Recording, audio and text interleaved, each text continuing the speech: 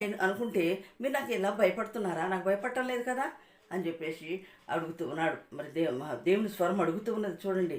యజమానుడైతే నాకు భయపడవాడు ఎక్కడ ఉన్నాడు అని సైన్యములకు అధిపతి యెహోవా మిమ్మల్ని అడుగు అడుగగా ఏమి చేసి మీరు నా నామం నిర్లక్ష్య పెట్టిమని మీరందరూ నా బలిపీఠం మీద అపవిత్రమైన భోజనమును మీరు అర్పించుతూ ఏమి చేసి నిన్ను అపవిత్ర పరిస్థితిమని మీరు అడుగుతారు. అయితే యెహోవా భోజన బల్ల చుట్టూ నీచపరచబడుట చేతనే కదా. హల్లెలూయా.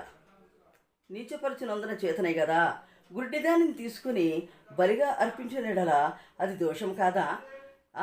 అపవిత్రమైన వాటిని తీసుకొని మీరు అర్పిస్తే అది దోషం కాదా అని అడుగుతూ ఉన్న దేవుని స్వరం చూడండి. మరి కుంటిదానినైనను రోగము గల దానినైనను అర్పించిన యెడల అది దోషము కాదా? అట్టి వాటిని నీ అధికారికి నీవు ఇచ్చిన యెడల అతడు నీకు దయచూపునా, నిన్ను అంగీకరించునా అని సైన్యములకు అధిపతి యెహోవా అడుగుచున్నాడు. కాబట్టి దేవునికి ఇచ్చే ప్రతీతి కూడా మనం చాలా జాగ్రత్తగా ఇవ్వవలసిన వారమై ఉంటున్నాం. హల్లెలూయా. మరి దేవుడు చేసినటువంటి ప్రతి కార్యమును కూడా సత్కార్యముగా మనం చేయవలసిన వారమై ఉన్నాం.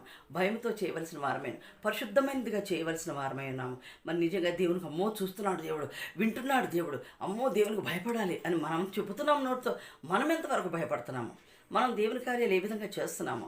దేవుణ్ణి ఎంతవరకు మరి లక్ష్య పెడుతున్నాము? నిర్లక్ష్యంగా చేస్తున్నామా? లక్ష్య పెడుతూ దేవునికి భయపడుతూ ఇతరులకు మనం వాక్య పరిచయం చేస్తున్నామా? మరి చూడండి, యాజకులారా అంటున్నాడు. ప్రశ్నిస్తూ ఉన్నది దేవుని స్వరం. మరి నేను తండ్రినైతే, నేను తండ్రినైతే, ఇంకొక మాట ఏమంటాడు, నేను తండ్రినైతే నాకు భయపడవలసి. హల్లెలూయా, హల్లెలూయా. నా నామమును నిర్లక్ష్య పెట్టు యాజకులారా. నేను తండ్రినైతే నాకు రావలసిన ఘనత ఏమైంది? నేను యజమానుడినైతే నాకు భయపడవాడు ఎక్కడున్నాడు? ఎక్కడా లేడు కదండి. చూడండి, దేవునికి భయపట్ల, దేవుడు మన కంటికి కనపట్లేదు, మనం ఏది పడితే చేసేస్తా పోతా ఉన్నాము. కానీ దేవుడు చూస్తున్నాడు, దేవుడు వింటున్నాడు. నీవే మాట మాట్లాడుతున్నా, నీ హృదయంలో ఆలోచన పుట్టక మునిపే దేవునికి తెలుసు నీవేమి ఆలోచిస్తున్నావు. నీవు చేయబోయే పని దేవునికి ముందుగానే తెలుసు, నువ్వేం పని చేయబోతున్నావు. కాబట్టి జాగ్రత్తగా దేవునితో మాట్లాడుకొని దేవుని యందు మరి దేవుని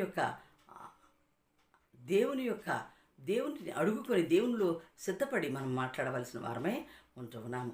దేవునికి ఇవ్వవలసినటువంటి మరి అర్పణలు జాగ్రత్తగా అర్పించవలసిన వారమై ఉంటున్నాను. మరి ఈ నెల మరి నవంబర్ మాసం అంటాం, కానీ మనకేం గుర్తు వస్తుందండి? కోత పండుగ గుర్తు వస్తుంది.